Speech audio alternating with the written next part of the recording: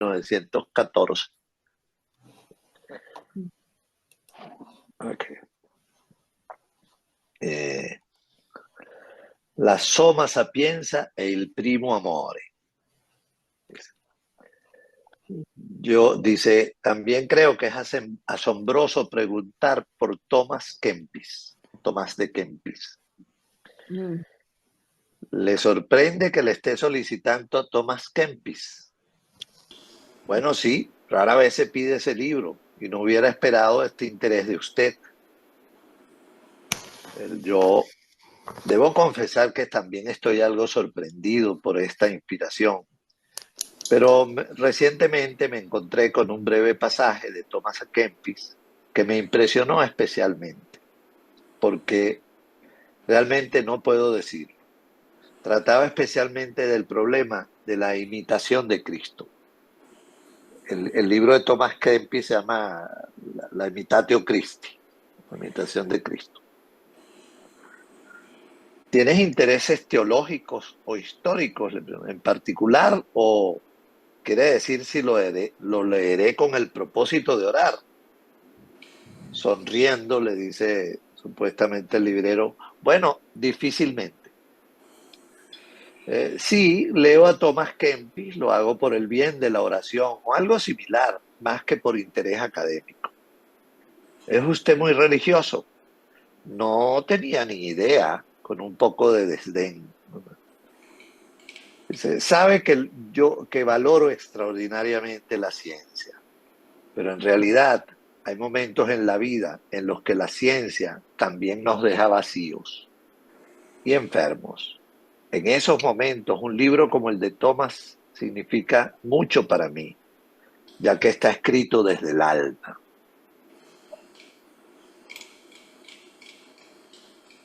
Pero algo anticuado. Seguramente ya no podemos involucrarnos en la dogmática cristiana en estos días. Le dice él, no hemos terminado con el cristianismo, simplemente dejándolo a un lado. Me parece que hay más de lo que vemos. ¿Por qué? ¿Por qué motivos? Y además, ¿a qué edad los hombres lo dejan de lado? Presumiblemente, la mayoría lo hace durante sus días de estudiante, o quizás incluso antes. Llamaría eso una edad particularmente discriminatoria. ¿Y alguna vez ha examinado más de cerca los motivos por los que la gente deja de lado la religión positiva? Los motivos son en su mayoría dudosos, como que el contenido de las creencias choca con las ciencias naturales o la filosofía.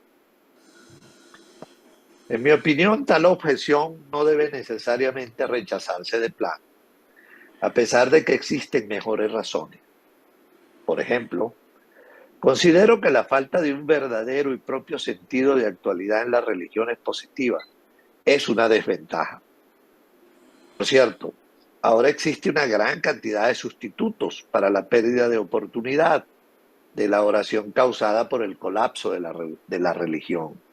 Nietzsche, por ejemplo, ha escrito un libro de oraciones más que verdadero. Supongo que eso es correcto en cierto sentido, pero especialmente la verdad de Nietzsche me parece demasiado agitada y provocativa. Es bueno para aquellos que aún no han sido liberados. Por eso, su verdad es buena solo para ellos. Creo que recientemente descubrí que también necesitamos una verdad para aquellos que necesitan restricciones. Es posible que, en cambio, necesitan una verdad depresiva que hace al hombre más pequeño y más interior. Si quieren que comentemos, me avisan. Perdóname, pero Nietzsche interioriza al hombre excepcionalmente bien. Quizás desde tu punto de vista tengas razón, pero no puedo evitar sentir que Nietzsche habla por aquellos que necesitan más libertad, no a los que chocan fuertemente con la vida, a los que sangran por las heridas, a los que han sido afectados por la actualidad. Pero Nietzsche confiere un precioso sentimiento de superioridad incluso a esas personas. no puedo negar eso. Pero conozco hombres que necesitan inferioridad, no superioridad. Te expresas de una forma muy paradójica, no te entiendo. La inferioridad difícilmente puede ser un desideratum. Quizás me entenderás mejor si en lugar de inferioridad digo resignación, entre comillas. Una palabra que solía escuchar mucho antes, aunque ya rara vez. También suena muy cristiano, como dije. Parece que hay todo tipo de cosas en el cristianismo que quizás uno haría bien en conservar. Nietzsche es demasiado opositor, como todo lo sano y duradero. La verdad, lamentablemente, se adhiere más al camino intermedio que aborrecemos injustamente. Realmente no tenía idea de que tomas una posición tan mediadora. Mi posición no me queda del todo clara. Sí, medito, ciertamente medito de una manera muy peculiar.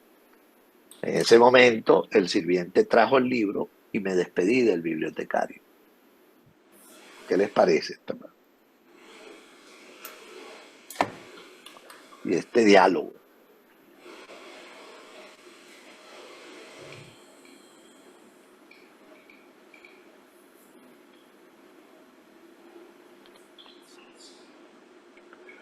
¿Qué le sugiere esto?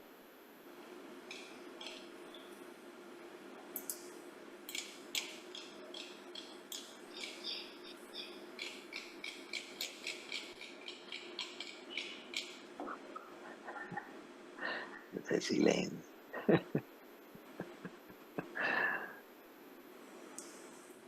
Estamos interiorizando.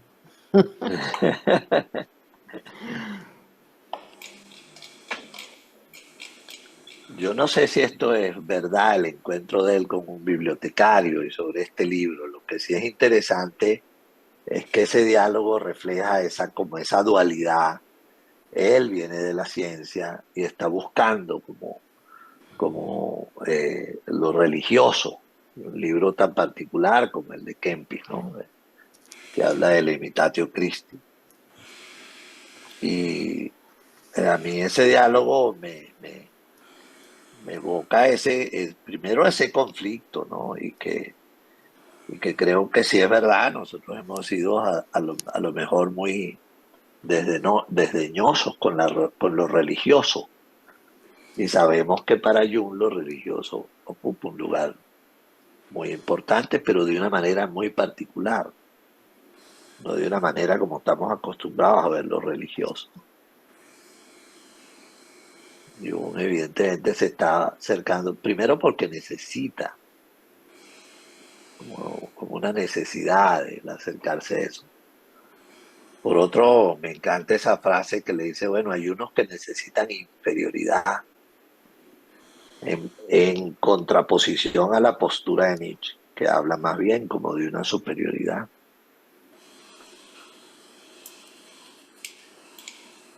Necesitan de la inferioridad para poder ir hacia adentro, ¿no? Interiorizar. Claro, claro, claro, claro.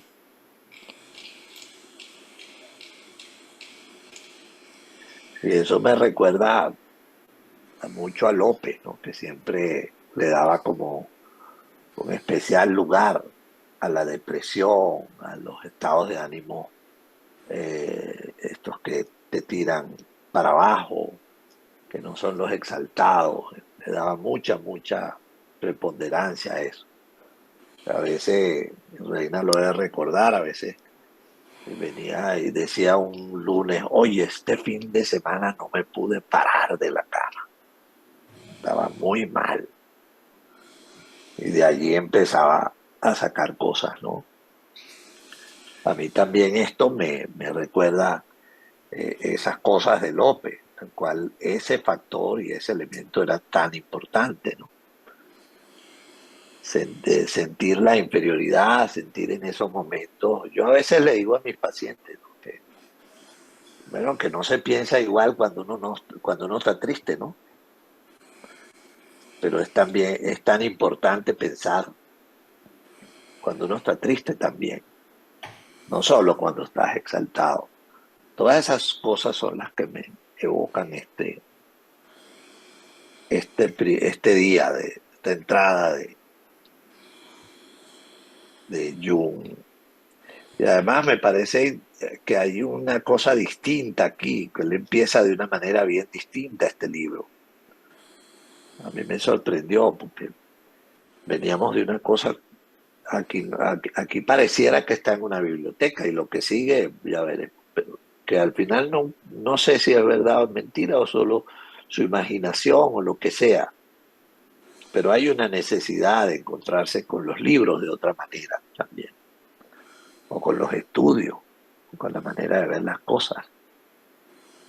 No sé qué piensan ustedes. Bueno, también llama la atención como, bueno, llama la atención que diga este libro, es que ese libro está escrito desde el alma. Ah, Para, para Jung, que estaba en esa búsqueda, debe ser significativo un libro que esté claro, escrito desde el alma, ¿no? Desde claro. donde viene él. Ahora, ¿qué sería un libro escrito desde el alma, no? Bueno, un libro que no está escrito solo desde la cabeza o desde la racionalidad o desde el pensamiento ordenado, estructurado, es un libro que se siente, un libro escrito desde el alma, desde otro lugar. Yo creo que lo que refleja es una búsqueda pero no del conocimiento científico ni académico, sino una búsqueda quizás más espiritual, más de otro nivel. O buscar conocer también desde otros niveles, que Ujú. pareciera, porque ahí también hay como una crítica a estas formas espirituales, ¿no? También hay un dejo ahí, dice, bueno, hay mucha gente que escribe de esto también, pero es como que tampoco le ha dado explicación a Jung, porque Jung sabía de eso también y había leído de esas cosas. Y aquí hay como alguna necesidad de aprender desde ese lugar que él llama el alma, que me parece interesante. Es una lectura que estoy haciendo ahorita, me parece que, por lo menos yo nunca había pensado de esa manera, ¿no? Como que realmente uno está tan metido en el pensamiento racional y la manera de racionalizar las cosas que se olvida que el cuerpo está también leyendo, traduciendo, diciendo cosas, aprendiendo, procesando, incluso fisiológicamente lo está haciendo. La sustancia blanca, la sustancia gris, o sea, el cuerpo está haciendo eso, está participando y creemos que no, le hemos dado tanta preponderancia a la racionalidad y a la forma de la que estamos tan acostumbrados a estudiar y a revisar que creemos que eso no ocurre. Y si ocurre, y si ocurre y de una manera además tan significativa, tan significativa, tan importante. Por eso, y que tal pudieran en este caso llamarlo el alma, pues, o decir, bueno, y y sabemos, bueno, yo puedo decir que sé poco de eso, pero la imitatio Christi es ¿qué es imitar a Cristo? ¿Qué es ser como Cristo? Vemos que la religión, por lo menos la cristiana, busca hacer lo que Cristo hizo, que es distinto hacer lo que te corresponde a ti hacer como Cristo hizo con él. No sé Sí, si ves hacer la lo diferencia. propio, hacer lo Hacer lo propio. propio. Eso también tiene que ver con, bueno, con estudiar o leer o aprender desde el alma. Ahorita que menciona eso, profesor, hay un libro de Molinos que menciona, se va también por ahí, por una visión crística que va hacia lo personal. O sea, y creo que Jung, aún así siendo sumamente cristiano, ¿verdad? Que se puede ver en su obra cuando va a buscar ese estado o esa visión de gnosis, ¿verdad? Que quizás estuvo en su búsqueda buscando conectar con la espiritualidad, tiene una visión muy personal de lo que es el cristianismo. Tiene una visión muy de él. Y creo que en estos libros que hemos estado revisando durante tanto tiempo, se ve y se nota que ha ido buscando como a través de un sendero de migas que él mismo ha ido describiendo en su narrativa, en esos encuentros. Me acordé mucho cuando se encuentra con el hombre allá en mitad del desierto, que le decía que solo leyera unos capítulos específicos.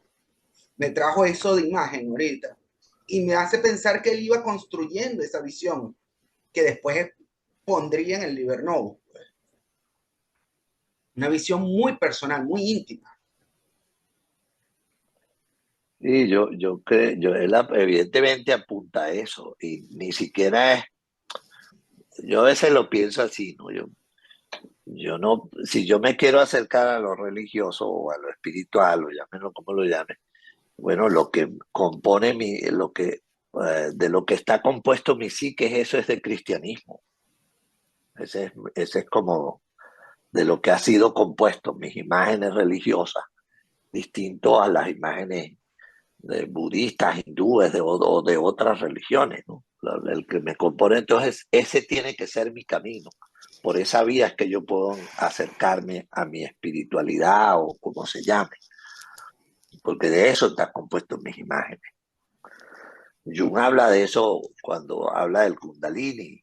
Dice que el esfuerzo que tenemos que hacer para entender las imágenes que el Kundalini nos trae es un esfuerzo porque nosotros no tenemos esa imaginería que el Kundalini trae, ni los años que los hindúes o los que se han dedicado a eso han tenido para eso.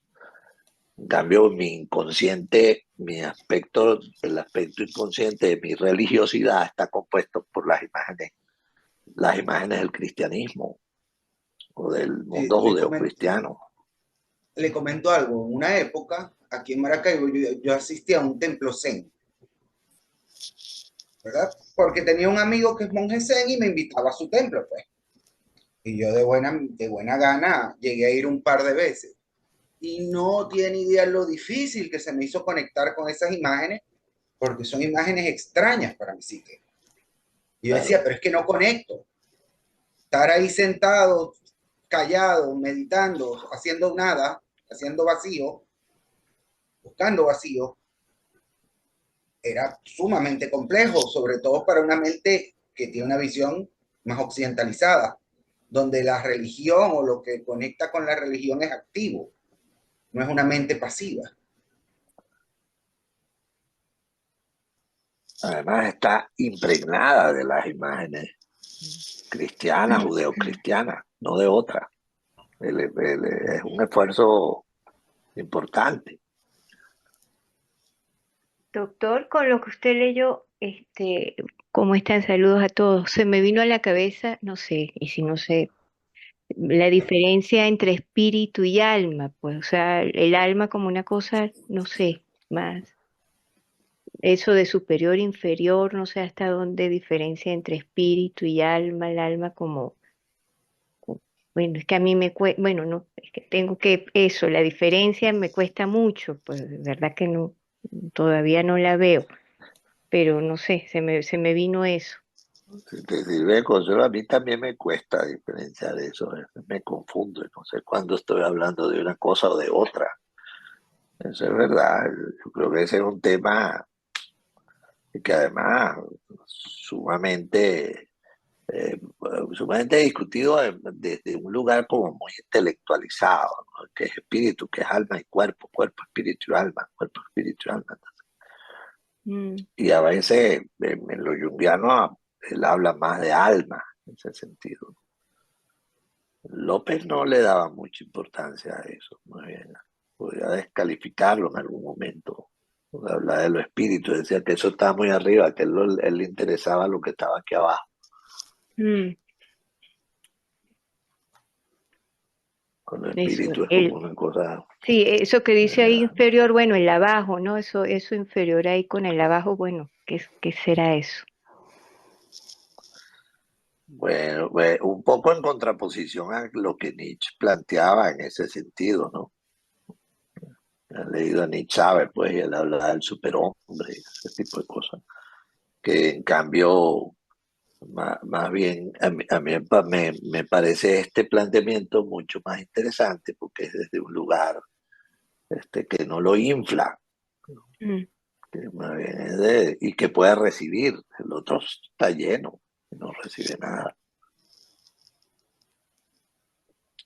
Pero a mí esta entrada me gusta como se ve como muy claro ese conflicto entre, o esa desolación de él entre dejar la ciencia y acercarse a otra manera y cómo entrarle a eso. Y pareciera que el libro de Kempi es como caramba. Entonces, eh, dale, chao Beatriz. Entonces, Mira, como, pero él habla del espíritu de la profundidad muchísimo. ah, Y yo sí, sí creo que su conexión era, como decían, había conexión vertical y horizontal. Para mí, realmente, sí que, López no hablaba de espíritu, pero sí que Yalma López hacía mucho paralelismo. Yo lo que mucho, siempre digo que mucho. nosotros lo que pasa es que el alma la visualizamos como nos enseñaron, que solo era para, estábamos ahí y nos daba vida, pero era para irse al cielo o al infierno, no sé. Pero el alma para López era psique, ¿no? Sí, que Ahora, lo espiritual, para Jung, yo creo que en el libro rojo, cuando él habla con esas polaridades, él está hablando de la dimensión profunda que él vivía. Y sí hay una página, pero sé que no la anoté, donde él dice, no es cristianismo, es ser cristiano. Porque lo que él sí eh, vio era que cuando cumplíamos las leyes ya de la iglesia, él vio en su papá que esas creencias parece que no, él no sentía que vivía realmente el espíritu, ¿no? Pero Jung sí lo vivió. Jung realmente lo llamaba un hombre religioso, un religar con ese mundo profundo, ¿no? Y claro, él trae, yo digo que López trae agarra todos los movimientos, porque la alquimia también es movimiento del espíritu, es la claro, transformación, claro, todo. claro. O sea, para él vivía un mundo y un compromiso ahí, me parece, esa dimensión. Sí. No, sí, yo estoy de acuerdo. Yo creo que precisamente en esta entrada yo siento que se siente un poco como de una manera distinta, como lo viene diciendo, su dificultad, y si él ha vivido todo esto que él describe en los libros anteriores y ahora empieza como buscando un libro, es como, yo lo sentí como que, bueno, está entrando como en otra etapa de acercarse a eso que él ya ha vivido de esta manera y cómo tratar de hacer más objetivo una cosa que él no sabe todavía cómo es. Y este libro y este autor pues le sirve a él como, y con ese diálogo con el librero pareciera que hay una, por lo menos una cosa distinta a lo que él venía diciendo en los libros anteriores. Sigamos para que veamos un poco más, que hay cosas ahí. El 17 de enero del 1914, y sigue en esta onda, ¿no? Me paro en la antesala y miro hacia la puerta de la izquierda. Guardo el librito en mi bolsillo. Él ya lleva el libro consigo. Entonces dice, voy hacia la puerta de la izquierda. También está abierta. Una gran cocina anticuada, bastante limpia y ordenada, con una gran chimenea sobre la estufa. Dos largas mesas se encuentran en medio de la habitación, flanqueadas por bancos, ollas de bronce brillante, sartenes de cobre y otros recipientes se encuentran en estante a lo largo de las paredes. Una mujer grande y gorda está de pie junto a la estufa, aparentemente la cocinera, con un gran delantal a cuadro. La saludo, algo desconcertado. Ella también parece turbada. Y le digo, ¿puedo sentarme un rato? Hace frío afuera. Si debo esperar algo. Dice, por favor, tome asiento, le dice la cocinera. Ella limpia la mesa frente a mí. Como no tengo nada más que hacer, saco mi Thomas Kempis y empiezo a leer. Naturalmente, la cocinera tiene curiosidad y me mira furtivamente. De vez en cuando pasa a mi lado. Disculpe, tal vez es usted clérigo. Dice, no, ¿por qué cree eso? O pensé que podría ser porque está leyendo un pequeño libro negro. Mi madre, que en Dios descanse su alma, me dejó un libro así. Ya veo. ¿Y qué libro podría ser? Se llama La imitación de Cristo. Es un libro muy hermoso. A menudo oro con él por las tardes. Entonces, lo ha adivinado bien. Yo también estoy leyendo La imitación de Cristo. Sonriendo le dice, no creo que un hombre como usted no leería un libro así, a menos que fuera un pastor del conflicto con los religiosos. ¿Por qué no debería leerlo? También me hace bien leer un libro adecuado. Mi madre, Dios la bendiga, lo tenía con ella en su lecho de muerte y me lo dio antes de morir. Ojeo distraídamente el libro mientras ella habla. Mis ojos se posan en el siguiente pasaje del capítulo 19. Los justos basan sus intenciones más en la misericordia de Dios, pues en todo lo que emprenden confían más que en su propia sabiduría. Bueno, Henry Bergson creo que ahí lo pone. Esto no es precisamente el menor método intuitivo, genuino y correcto. Y le dice él a la cocinera, su madre era una mujer muy inteligente e hizo bien en darle ese libro. Sí, de hecho a menudo me ha consolado en las horas difíciles. Se seca los ojos. Y siempre tenía un buen consejo. Creo que también se puede seguir la propia nariz, que también sería un método intuitivo. Pero la hermosa forma en que el cristiano hace esto debe, no obstante, ser de especial valor. Me embarga una inquietud interior. ¿Qué se supone que va a pasar? Escucho un extraño silbido y zumbido, y de repente un rugido llena la habitación como una horda de pájaros grandes con un frenético batir de alas. Veo muchas formas humanas parecidas a sombras que pasan corriendo y escucho una multitud de lejos y de cerca. Balbuceo de voces pronuncian las palabras oremos en el templo. ¿A dónde vas corriendo? Grito. Un hombre barbudo con el pelo alborotado y ojos oscuros y brillantes se detiene y se vuelve hacia mí. Vamos a Jerusalén para orar en el Santo Sepulcro. Llévame contigo. No puedes unirte a nosotros. Tienes un cuerpo. Estamos muertos. ¿Quién eres tú? Soy Ezequiel y soy Anabaptista. Morí hace más de 300 años. ¿Quiénes son los que vagan contigo? Esos son mis hermanos en la fe. ¿Por qué deambula? No podemos detenernos, pues debemos hacer una peregrinación a todos los lugares santos. ¿Qué te lleva a esto? No lo sé, pero parece que todavía no tenemos paz, aunque morimos en la verdadera fe. ¿Por qué no tienes paz si moriste creyendo fielmente? Siempre me parece como si no hubiera llegado a un final apropiado con la vida. Extraordinario, ¿cómo es eso? Me parece que nos olvidamos de algo importante que también debería haber sido vivido. ¿Y qué fue eso? Lo sabrías por casualidad. Extiende la mano codiciosa y misteriosamente hacia mí. Sus ojos brillan con un calor interior, como por calor interior. Suéltalo, Damon, ¿no viviste tú, animal? La cocinera está de pie frente a mí con un rostro horrorizado. Me ha tomado el brazo y me agarra con fuerza. Por el amor de Dios, ayuda. ¿Qué te pasa? ¿Estás mal? Le pregunta la cocinera. La miro asombrado y reflexivo sobre dónde estoy en realidad. Pero pronto irrumpieron personas extrañas, entre ellas el bibliotecario infinitamente asombrado y luego riendo maliciosamente. Oh, podría haberlo sabido. Rápido, la policía. Antes de que pueda recuperarme, me empujan a través de una multitud de personas hasta una camioneta.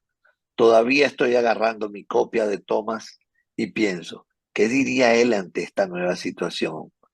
Lo abro y mis ojos se posan en el capítulo 13 donde dice, mientras vivamos aquí en la tierra, no podremos escapar de la tentación. No, no hay hombre que sea tan perfecto ni santo tan sagrado que no pueda ser tentado en alguna ocasión. Sí, difícilmente podemos estar sin la tentación. Leo esto de nuevo. Mientras vivamos aquí en la tierra no podemos escapar de la tentación, es la pregunta.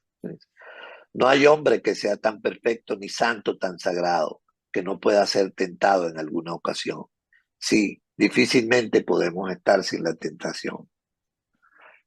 Sabio Tomás, siempre se te ocurre la respuesta correcta. Ese anabaptista loco ciertamente no tenía este conocimiento, o podría haber tenido un final más pacífico. Rerum omnium satietas vitae facit satietatem. Satietates vitae tempore dice, la saciedad de todas las cosas causa saciedad de vida.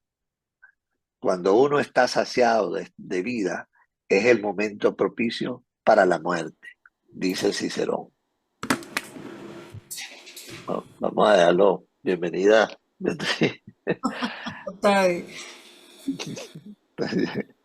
Vamos a comentar esto antes de seguir. ¿Qué les parece? Bueno, yo creo que está hablando un poco como de ese encuentro con la sombra, como de esa vida no vivida, quizás, ¿no? Como creo yo en ese, en ese camino, ¿no? Y que es inevitable además, ¿no? Cuando habla de que no puedes librarte de tentaciones, pues, ¿no? Que ni que lo pretendamos desde la conciencia, va a ocurrir. Pero no sé si es eso, ¿no? Yo tampoco.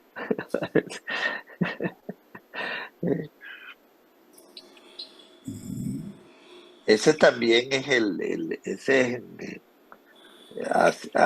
así lo visitan a él los de los 7 sermones, que llegan en bandada, le dicen eso y se van, que es la primera lectura de los 7 sermones. Y por otro lado, es como si lo hubiera tomado algo allí, como si hubiera entrado como en un trance, ¿no? Una cosa ahí. Y ya después van a ver por qué. Pero me llama la atención las dos referencias que hace al libro cuando habla con la señora y después cuando lo montan en el carro, que es como si empieza a leer y empieza a hablar de intuición allí. Es como si empezara a asociar una cosa que él nunca había hecho. De esa manera, como empezar a encontrar o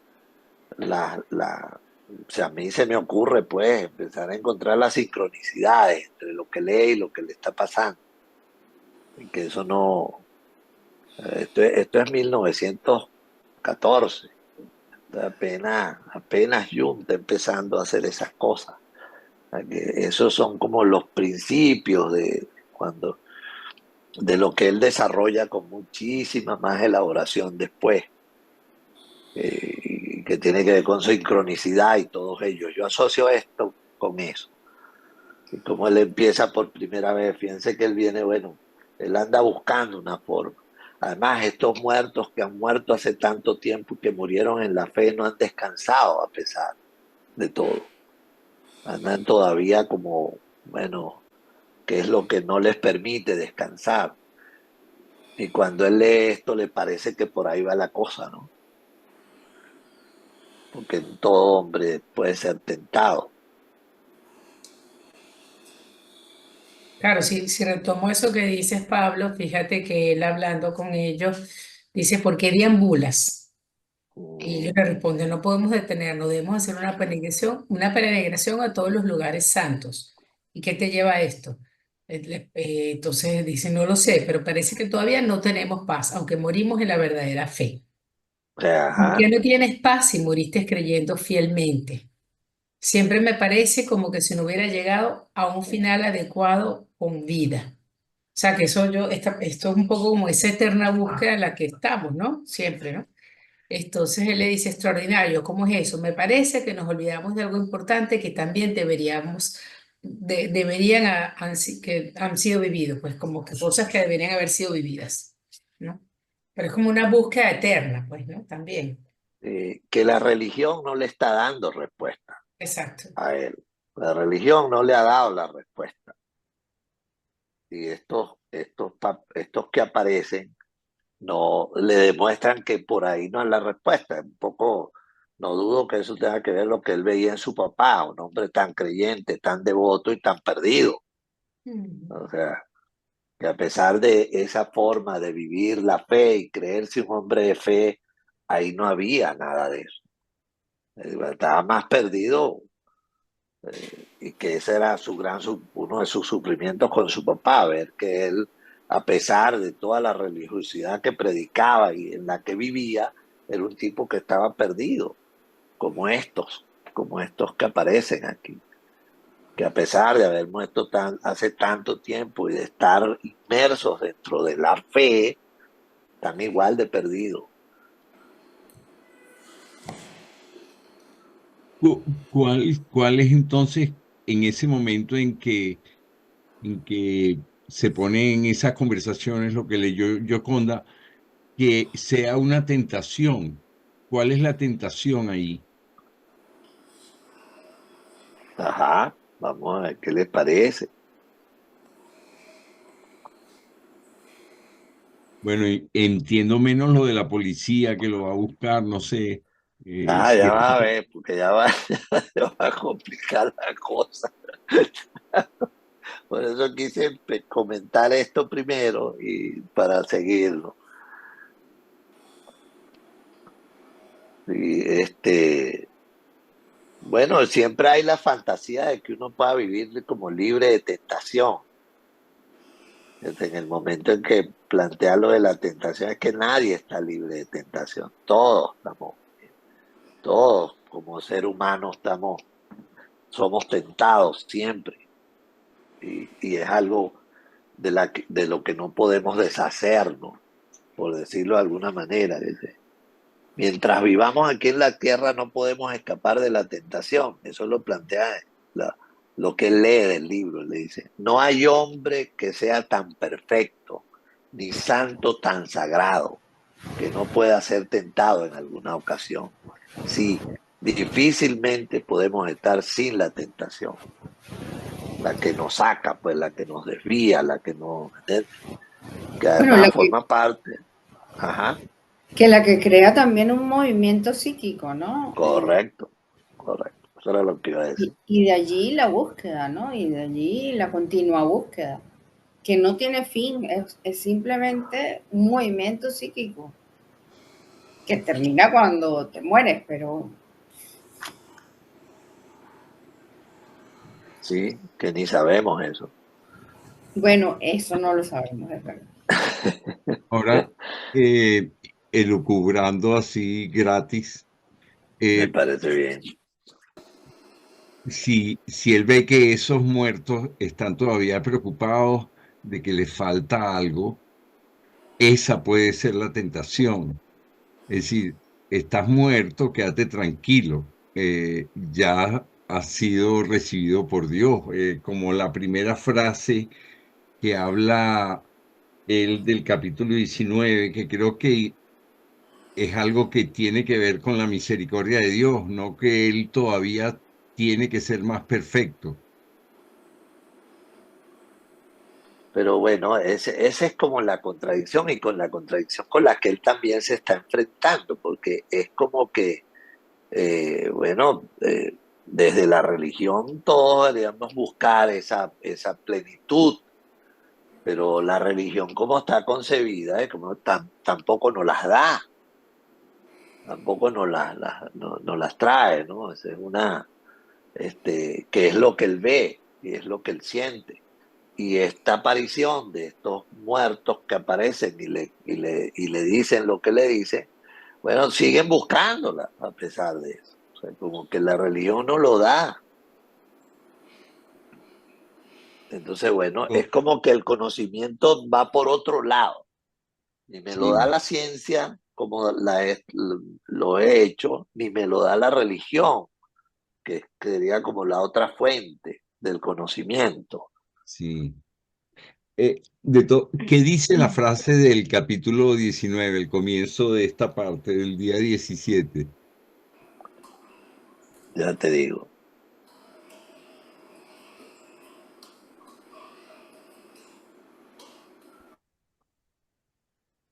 Dice, me paro en la antesala y miro hacia la puerta izquierda, guardo el librito en mi bolsillo. Voy hacia la puerta izquierda, también está abierta. Y esta descripción de la cocina me parece muy bella, ¿no? Y que aparezca una cocinera con esta conexión, dice. Una gran cocinera anticuada, una gran cocina anticuada, bastante limpia y ordenada, con una gran chimenea sobre la estufa. Dos largas mesas se encuentran en medio de la habitación, flanqueadas por bancos. Ollas de bronce brillante, sartenes de cobre y otros recipientes se encuentran en estante a lo largo de las paredes. Una mujer grande y gorda está de pie junto a la estufa, aparentemente la cocinera, con un gran delantal a cuadros. La saludo, algo desconcertado. Ella también parece perturbada. Eso era lo que querías ver. No, no, la cita que él hace del libro Ah, ya voy para cuando allá. está leyendo ahí en la cocina. Ajá. Cuando la mujer lo ve y Ajá, empieza el diálogo con él y le cuenta lo de la madre, ¿no? Entonces él dice, claro, ojeo distraídamente el libro mientras ella habla. Mis ojos se posan en el siguiente pasaje del capítulo 19. Los justos basan sus intenciones más en la misericordia de Dios, pues en todo lo que emprenden confían más que en su propia sabiduría.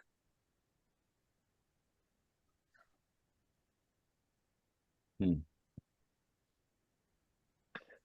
Es como que, este, bueno, cuando te entregas a eso, pues eso te trae una sabiduría.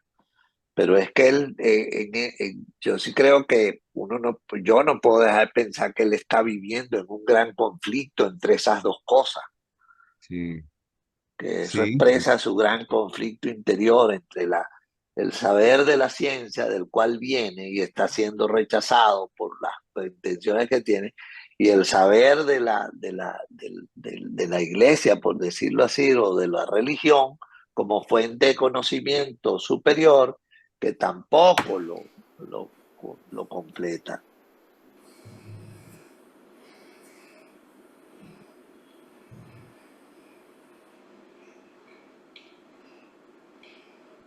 Fíjate que dice, bueno, Henry Bergson, creo que ahí lo pone, esto no es precisamente el menor método intuitivo, genuino y correcto.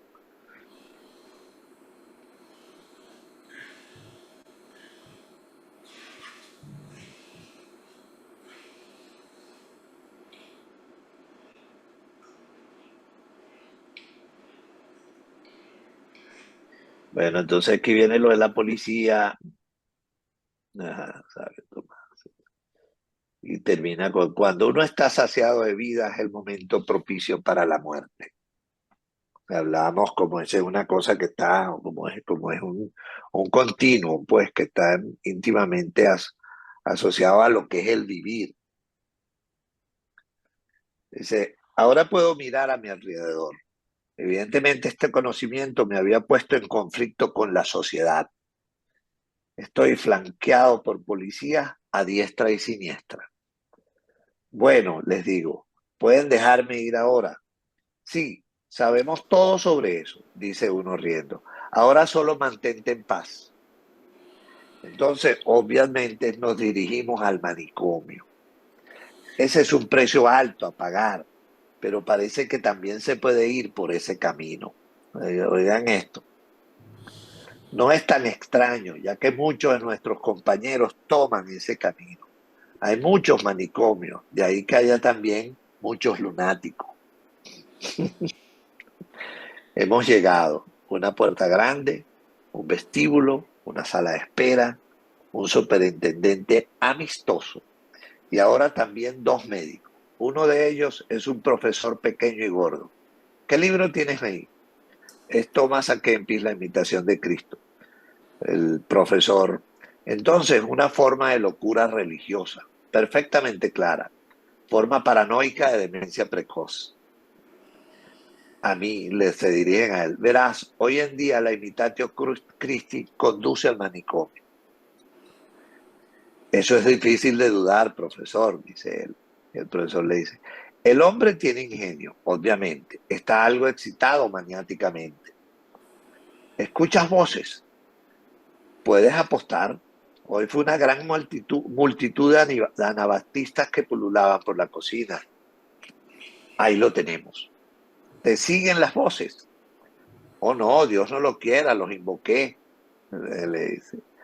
El profesor le dice, este es otro caso que indica claramente que los pacientes, los alucinadores, llaman directamente a las voces. Esto pertenece a la historia del caso. Tomaría nota de esto inmediatamente, doctor. Dice el Jung. Con el debido respeto, profesor, puedo decir que no es en absoluto anormal, sino más bien el método intuitivo. Y el profesor le dice, riendo, excelente, el compañero también usa neologismos. Bueno, supongo que tenemos un diagnóstico suficientemente claro. De todos modos, te deseo una buena recuperación y asegura de quedarte tranquilo. Y él dice, pero profesor, no estoy nada enfermo, me encuentro perfectamente bien. Mira, querido, todavía no tienes ninguna idea de tu enfermedad. El asistente dice, el pronóstico es naturalmente malo, con una recuperación limitada en el mejor de los casos. Y el superintendente profesor dice, ¿puede el hombre quedarse con el libro? Y dice el profesor, por supuesto, deje que se lo quede. Ahora mi ropa está inventariada, luego el baño y ahora la sala. En una sala de observación me llevan a la cama. La persona de mi izquierda está en un estupor catatónico, mientras que la de la derecha en etapas finales de una parálisis progresiva. Los demás parecen seniles o melancólicos, incluyéndome a mí. Estamos alrededor de 10. Disfruto de un silencio perfecto, con algo de extrañeza. El problema de la locura es profundo, divina locura, una forma superior de la irracionalidad de la vida que fluye a través de nosotros. En todo caso, una locura que no puede integrarse en la sociedad actual. Pero, ¿y si la forma de la sociedad dio paso a la locura? En este punto las cosas se oscurecen y no se vislumbra un final. ¿Qué les parece, hermano? Ese es el final de esa entrada.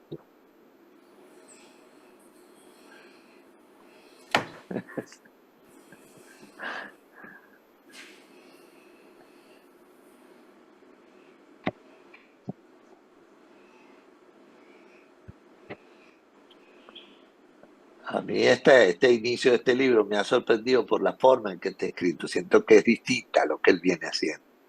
Ya que hay una descripción que por momentos a veces, bueno, pero esto le pasó, no le pasó. ¿Será que le tengo que preguntar a alguien si de verdad esto le pasó o no le pasó?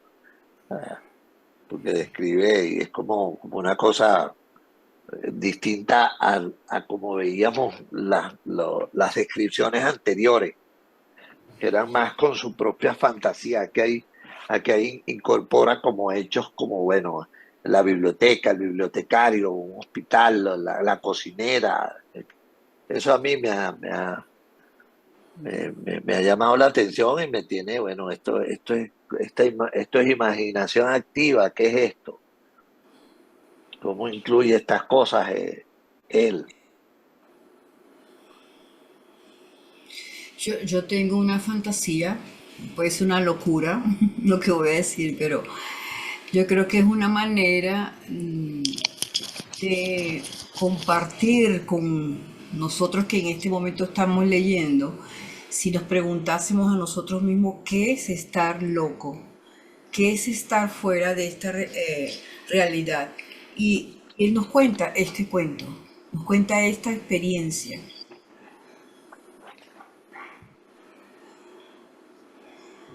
Bueno, no me parece tan loca, yo pensé algo parecido, me parecía que además me recordó mis primeros tiempos en el posgrado, cuando tenías que ir a hospitalización y estar entre gente que está diagnosticada como esquizofrénicos de todo tipo, unos más que otros, alucinando, no sé qué, que es un mundo muy extraño.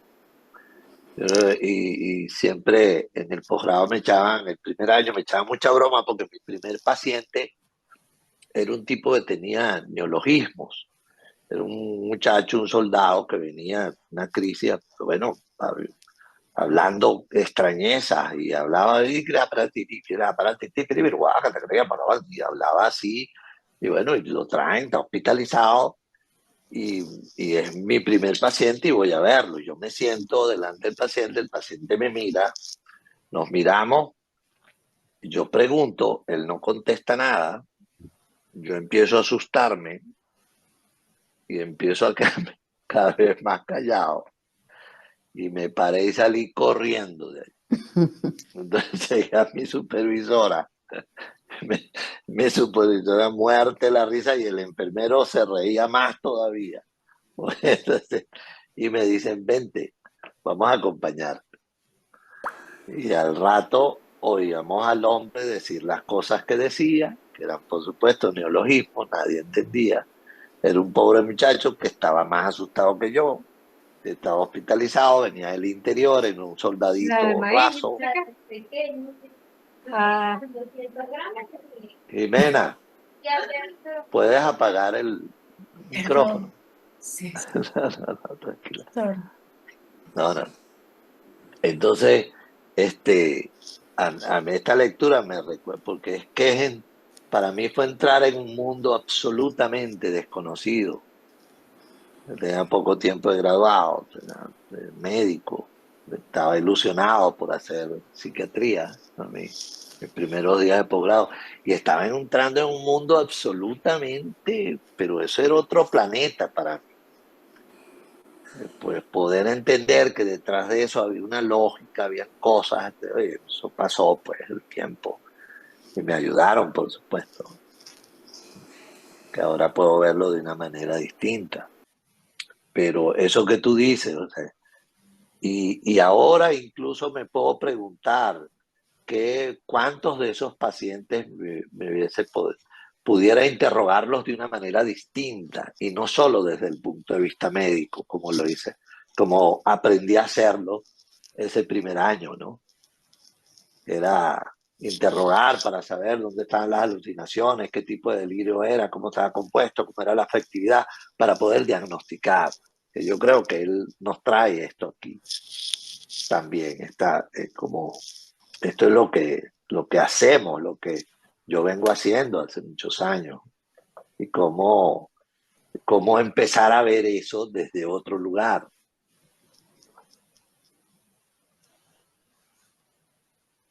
Habló. Dime. Es Dulce. Es Hola, que tengo sí. No, aquí. no te preocupes, yo sé que eres tú porque la pantalla lo Chévere. resalta. Ay, claro. Es que tengo es una curiosidad que me generó esta lectura. Em, la entrada de Jung a la cocina. Yo recuerdo que yo no participé en Pánaga, pero sí escuché y leímos muchos seminarios de él y había un relato de Rafael Emilio entrando a la cocina y la cocinera y estando y quedándose ahí con la cocinera y había una relación entre la cocinera y Rafael Emilio muy estrecha, muy cercana y y esto, bueno, lo que yo lo relaciono con Juni y Claro. ese espacio, me pareció una curiosidad. Yo decía, bueno, esto formaba parte de esa naturaleza. Y formaba parte de ese témenos que fue Pánaga. Yo creo que Reina pudiera decirnos más cosas sobre eso, porque yo fui una sola vez y eso estaba. Y la cocina en Pánaga era un lugar de encuentro, era un lugar para conversar, para encontrarnos allí. Pues a mí también el que se encuentre al salir de esta biblioteca con una cocinera, con esta cocina, con esta característica, a mí también me evoca esas cosas, pues. Sí, Y, sí. y bueno, y la sabiduría que tiene una cocinera, una buena Sí, cocinera. sí, curioso. Y el Curioso. calor de Estía en ese Claro. espacio. Él dice que si se puede quedar ahí porque afuera hace mucho frío. Ajá.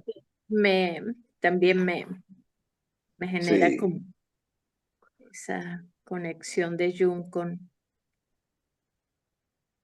el calor del hogar. Con el calor del hogar, sí, señor. Bueno, y la cocina, ¿no? Ese laboratorio alquímico maravilloso que es la cocina, ¿no? Algo se está cocinando.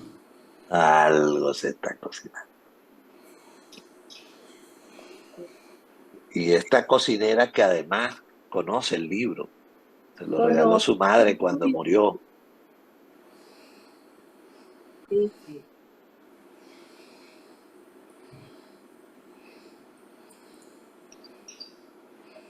Sí, mi fantasía cuando apareció la cocinera es como un encuentro con el ánima, como que lo conduciría a esa duda que él tiene, ¿no? En esa búsqueda de respuesta. Pero bueno, fue una fantasía por un momento. Y él hace por primera vez, él la está oyendo y ojea y resalta la frase que pidió Manuel que volviéramos a leer, que también es interesante, ¿no? Y empieza a hablar bueno, de esa intuición y cómo conectar esas dos cosas.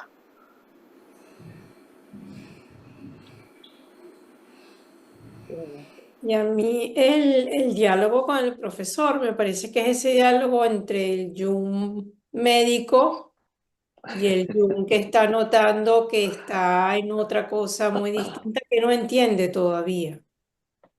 Me parece que es como un diálogo entre esos dos aspectos de él. El que está experimentando, sintiendo, viendo cosas que desde el punto de vista tradicional y de su profesión serían vistos como una locura que lo lleva a un manicomio, pero que a otro nivel él está experimentando otras cosas que son nuevas para él, ¿no?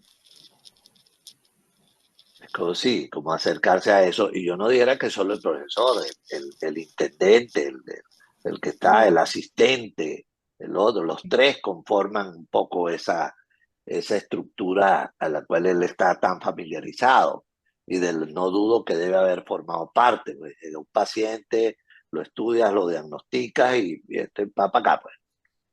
Sí, yo también creo eso, pues, y ahí está ese encuentro con esas cosas de él. Por El eso mal te digo, ¿cómo? el mal pronóstico que le da el que acompaña al Claro, final. claro. Sí, Está hablando de alucinaciones, está hablando de delirio, está hablando, le dice, es religioso la cosa, tiene una esquizofrenia de este tipo. Mira, invoca las voces. Entonces, empieza a darle todas unas razones más clínicas, ¿no?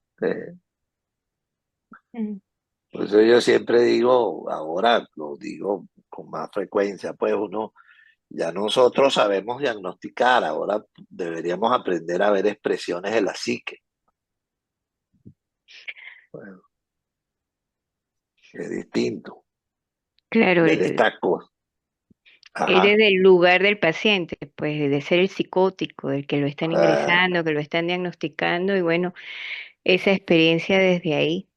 Y Este, cómo cada uno de nosotros hemos podido tener expresiones psíquicas que se parecen a eso y nos cuesta a lo mejor confesarlas o acercarnos a ellas, que esa es la parte que yo resaltaría incluso para cada uno de nosotros, para no hacer solo una lectura de lo de afuera, sino cómo yo veo mis propias locuras o mis propios delirios o mis propias cosas.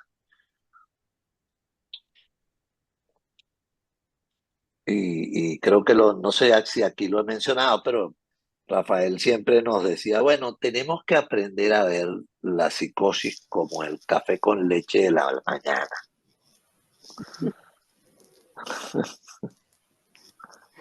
Eso está bien. Una cosa más natural y no tan ajena. Pablo, en este relato también veo, bueno, yo veo así como que los personajes, ¿verdad? Y el loco en contraposición a los personajes, como ese aspecto de su personalidad, la introversión, ¿verdad? Que representaría el loco, ¿no? Que es lo que lo lleva, pues, a esa interioridad, a esa fantasía e incluso a eso que él, pues, cuenta en su biografía, a esa personalidad número 2, ¿no? Sí, dos. Y los personajes como esos aspectos de extroversión, ¿ok? Que él también por las que él ha pasado, ¿no? Tal como tú cuentas tu propia experiencia. Y sí, yo también veo que es como un diálogo entre estos dos aspectos de su personalidad, ¿verdad? Que los vive ya o sea, de otra manera, eh, y, y que debaten entre sí, pero, Eh, pero que están a su vez también como integrados, ¿no? Porque están como bien diferenciados, ¿no? Están diferenciados y están allí, pues, está dialogando. Yo creo que el diálogo no están es escindidos. exactamente, porque yo creo que el Correcto. diálogo representa esa integración, ¿no?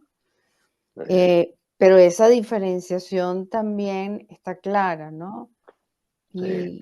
Y sí, es lo que a mí me llega con este relato. Fíjate, yo leería de nuevo. El problema de la locura es profundo, divina locura. Una forma superior de la irracionalidad de la vida que fluye a través de nosotros.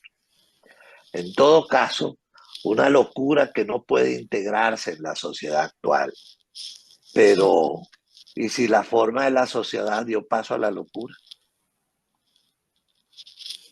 Perfecto. Esa es la propia, lo que acompaña esta reflexión, sí, tal cual. Ahí está.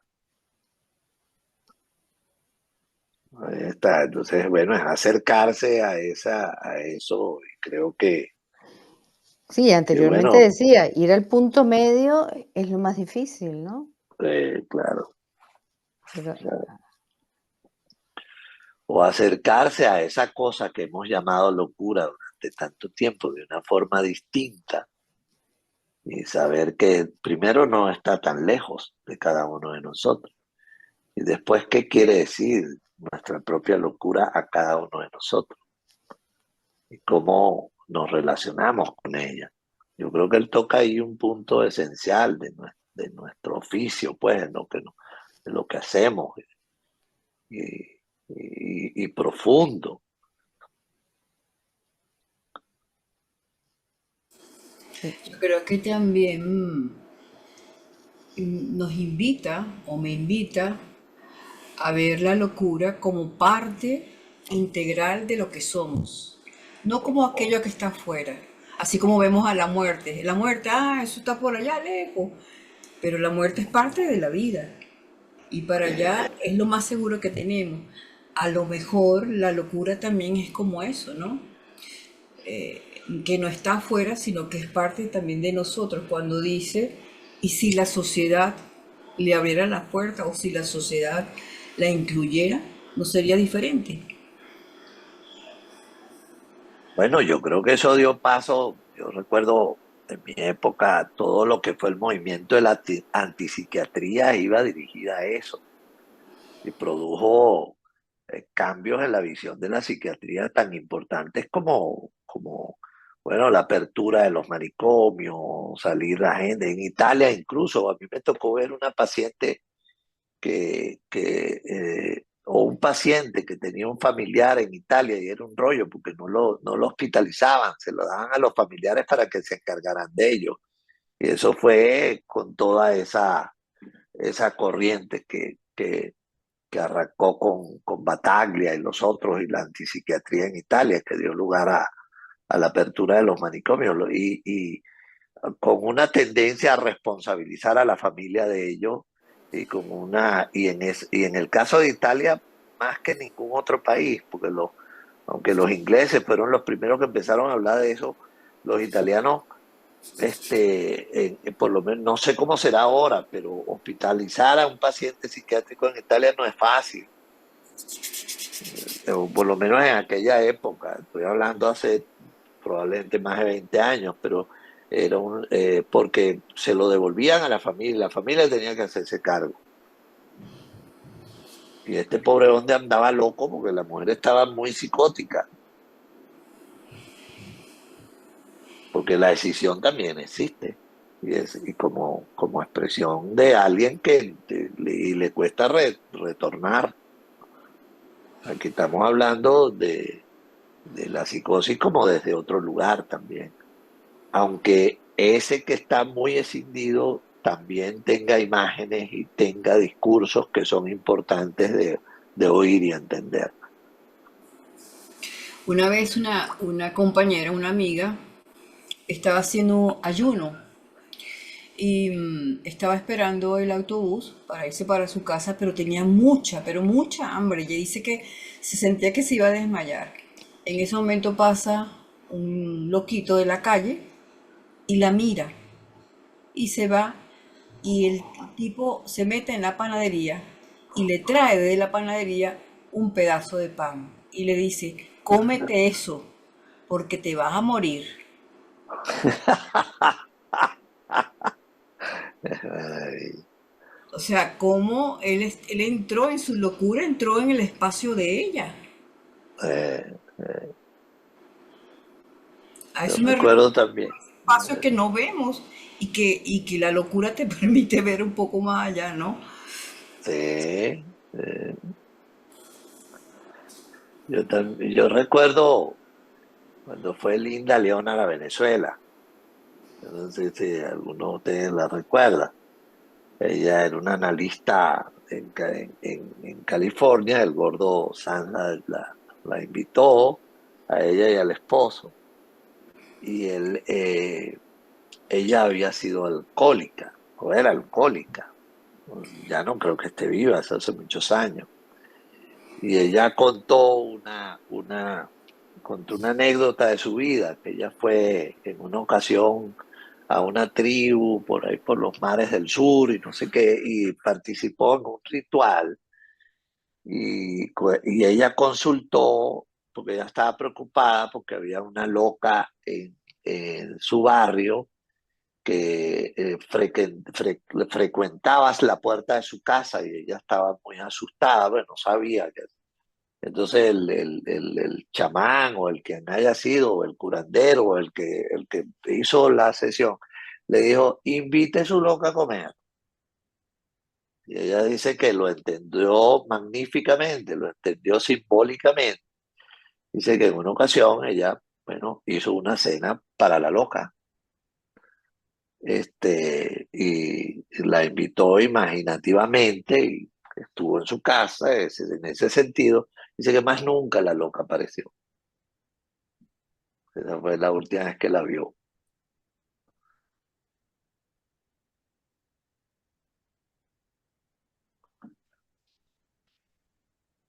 Sí, no sabemos. Lo otro, yo recuerdo la hija de una amiga mía que murió su mamá y murió ella también hace muchos años. Ella tenía un diagnóstico de una esquizofrenia y era una mujer muy linda, muy atractiva y su esposo me pidió que la viera, que su esposo era médico. Y yo la vi durante un tiempo, eso fue en Puerto Ordaz hace muchos años. Y yo tenía la certeza que ella sabía más de mí que yo de ella. Ella me veía entrar y me decía, ¿qué te pasa? ¿Por qué vienes así hoy? Bueno, y yo le contaba lo que me pasaba, porque ella lo sabía, aunque yo no se lo dijera. Y en momentos en que podía estar psicótica,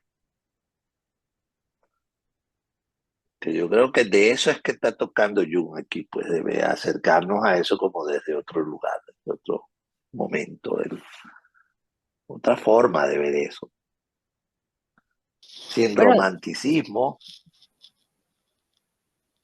claro, vale aclararlo, ¿no? Ajá, ¿qué?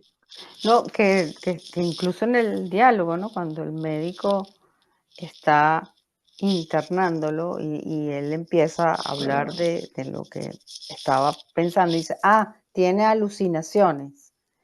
Y entonces Jung le contesta, bueno, no exactamente, yo creo que esto se debe llamar el método intuitivo, ¿no? Entonces, o sea, como ahí está, ¿no? O sea, no, es que esto no es locura, es que esto es la intuición, que es un poco lo que ustedes están hablando con esta experiencia en la locura.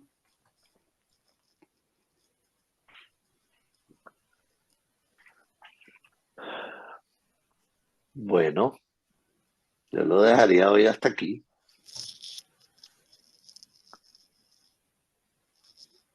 bueno, quedamos con la curiosidad de qué va a pasar ahí. Como paciente, hay que Sí, ya más le va viene a otra entrada, viene el Ok, 18, el 18 de enero del 14, que es la ¿qué le va a próxima seguir entrada. pasando? Pero sigue en esa onda. Ok, Pero o estos sea que va dos a creo seguir en que... el manicomio a ver qué más pasa. ¿Qué más pasa? Gracias, Pablo, gracias. Bueno, Gracias. gracias a ustedes. Gracias, Hasta luego, Gracias, Pablo. gracias. Hasta luego. Gracias, Hasta luego a magnífico, todos. gracias. Gracias. Chao. Chao. Feliz fin de semana. Ya. Chao. Gracias. Cuídense.